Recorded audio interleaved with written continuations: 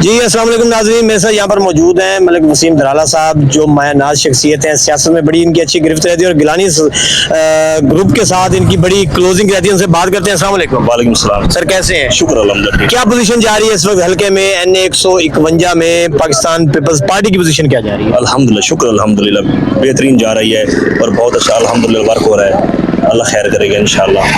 اب کیا دیکھ رہے ہیں کہ اس مرتبہ حلقے میں 3 ٹاکرے ہیں بڑے بڑے، غفار ڈوگر بھی یہی ہیں، مہر بانو بھی یہی ہیں، PTI کا بھی ہم نے دیکھا ہے کہ خاموش ووٹ نظر آ رہا ہے. تو تھوڑا سا یہاں پر کوئی مشکلات ہوں گی یا کلیئر ہے بالکل آپ مطمئن ہیں؟ انشاءاللہ مطمئن ہے بالکل، کیونکہ انہوں نے کام بھی موسیٰ نے انشاءاللہ پیسے در کی ہیں الحمدللہ.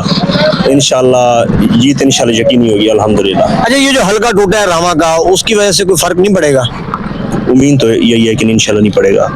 سر کیسے ہیں؟ ٹھیک ٹھاک. اور کس کو دے رہے ہیں اس بار؟ علی موسیٰ گیلانی. کیوں؟ اس کے بغیر اور کسی کو نہیں دے. اس کے بغیر حلقے کی ترقی اور بہتری نہیں ہو سکتی. جو کام گیلانی صاحبان نے کروائے ہیں اور کوئی نہیں کروا سکتا. تیر چلے گا. تیر چلے گا انشاءاللہ.